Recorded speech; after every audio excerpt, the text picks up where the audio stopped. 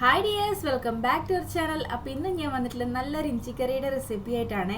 നമ്മുടെ സദ്യയിൽ ഒഴിച്ചുകൂടാൻ പറ്റാത്ത ഒരു കാര്യമാണല്ലേ ഇഞ്ചിക്കറി എന്ന് പറയുന്നത്. മാത്രമല്ല നമ്മുടെ വയറ്റിലെ ദഹന സംബന്ധമായ പ്രശ്നങ്ങളൊക്കെ മാറിക്കിട്ടാനും ഈ ഒരു ഇഞ്ചിക്കറി മതി. അപ്പോൾ ഒട്ടും സമയങ്ങളാതെ നമുക്ക് വീഡിയോയിലോട്ട് കിടക്കാം. വീഡിയോയിലോട്ട് കിടക്കുന്നതിന് മുന്നായിട്ട് നമ്മുടെ ഫാമിലിയിൽ പുതുതായിട്ട് വന്ന ഫ്രണ്ട്സ് ആരെങ്കിലും ഉണ്ടെങ്കിൽ ചാനലൊന്ന് സബ്സ്ക്രൈബ് ചെയ്ത് സപ്പോർട്ട് ചെയ്യണേ. അപ്പോൾ നമ്മുടെ ഇഞ്ചിക്കറി ഉണ്ടാക്കാനായിട്ട് ഞാനിത് അത്യാവശ്യം വലുപ്പമുള്ള ഒരു ഇഞ്ചി എടുത്തിട്ടുണ്ട്. അത് നമുക്കൊന്ന് തൊലി കളഞ്ഞ് കട്ട് ചെയ്തെടുക്കാം. ഇതുപോലെ നമ്മൾ ഇഞ്ചിയൊക്കെ തൊലി കളയുന്ന ടൈമിൽ സ്പൂൺ വെച്ച് കളയുകയാണെങ്കിൽ പെട്ടെന്ന് നമുക്ക് തൊലി കളയാനായിട്ട് പറ്റും കേട്ടോ.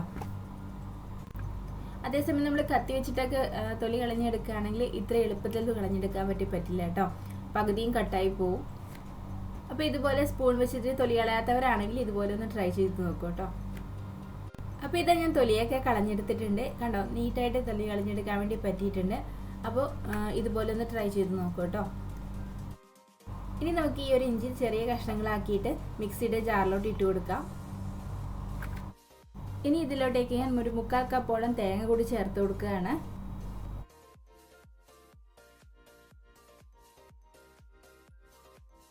ഇനി അതിലോട്ടേക്ക് ഞാൻ എരിവിന് ആവശ്യത്തിന് പച്ചമുളക് കൂടി ചേർത്ത് കൊടുക്കുകയാണ്. ഇനി ഇതിലോട്ടേക്ക് നമുക്ക് അരയാൻ ആവശ്യത്തിന് വെള്ളവും കൂടി ഒഴിച്ചു കൊടുക്കാം. ഇനി ഇത് നമുക്കൊന്ന് അരച്ചെടുത്ത് കൊണ്ടുവരാം. ഇപ്പം ഞാൻ ഇത് അരച്ചെടുത്ത് കൊണ്ടുവന്നിട്ടുണ്ട്. ഈ ഒരു രീതിക്ക് വേണം കേട്ടോ അരക്കാനായിട്ട്. ഇനി ഇഞ്ചിക്കറി ഉണ്ടാക്കാനായിട്ട് നമുക്കൊരു ചട്ടി എടുക്കാം. അതിലോട്ടേക്ക് ഞാൻ ഒരു ചതച്ച പച്ചമുളക് കൂടി ചേർത്ത് കൊടുക്കുകയാണ്. ഇനി ഇതിലോട്ടേക്ക് ഞാൻ ഒരു 3 ടേബിൾ സ്പൂണോളം തൈര് കൂടി ചേർത്ത് കൊടുക്കുകയാണ്.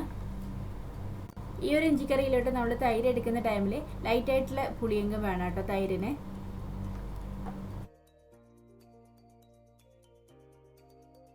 ഈ തൈരും പച്ചമുളകും ഒക്കെ നമുക്ക് നന്നായിട്ടൊന്ന് മിക്സ് ചെയ്തെടുക്കാം. ആ തൈരൊന്ന് നന്നായിട്ടൊന്ന് ഉടച്ചെടുക്കണം കേട്ടോ.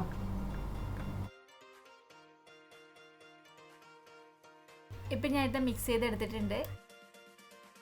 ഇനി ഇതിലോട്ടേക്ക് നമുക്ക് അരച്ചു വെച്ച തേങ്ങയും കൂടി ചേർത്ത് കൊടുക്കാം.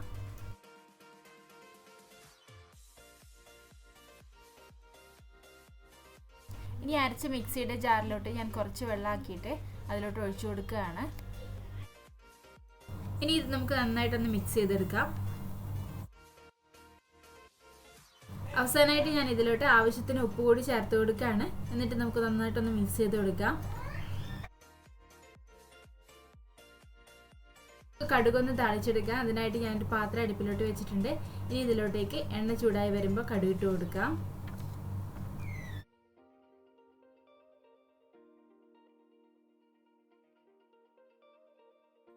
ആ കടുകൊന്ന് പൊട്ടി വരുമ്പോൾ അതിലോട്ടേക്ക് ഞാൻ വറ്റൽമുളക് കൂടി ചേർത്ത് കൊടുക്കുകയാണ്.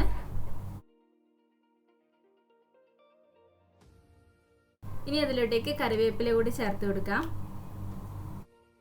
ഇനി ഇത് നമുക്ക് നമ്മുടെ ഇഞ്ചിക്കറിയിലോട്ട് ചേർത്ത് കൊടുക്കാം.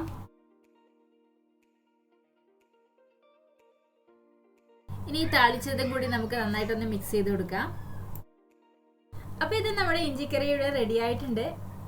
ഈ ഒരു കറി ഉണ്ടാക്കാനായിട്ട് അത്ര വലിയ ടൈമൊന്നും വേണ്ട കേട്ടോ. വളരെ എളുപ്പത്തിൽ ഉണ്ടാക്കാൻ വേണ്ടി പറ്റും. അത് മാത്രമല്ല കുക്കിംഗ് ഒന്നും അത്ര വശമില്ലാത്തവർക്ക് പോലും എളുപ്പത്തിൽ ഉണ്ടാക്കാൻ വേണ്ടി പറ്റും. അപ്പോൾ ഇന്നത്തെ വീഡിയോ ഇത്രയേ ഉള്ളൂ. വീഡിയോ ഇഷ്ടപ്പെട്ടാൽ ലൈക്ക് ചെയ്യാനും സബ്സ്ക്രൈബ് ചെയ്യാനും മറക്കണ്ട. അതുപോലെ വീഡിയോ യൂസ്ഫുൾ ആണെന്ന് തോന്നിയിട്ടുണ്ടെങ്കിൽ നിങ്ങളുടെ ഫാമിലീസിനും ഫ്രണ്ട്സിനും ഒക്കെ ഒന്ന് ഷെയർ ചെയ്ത് കൊടുക്കുകയും വേണം. അപ്പോൾ പുതിയൊരു വീഡിയോ ആയിട്ട് വീണ്ടും കാണാം. Till then take care, by.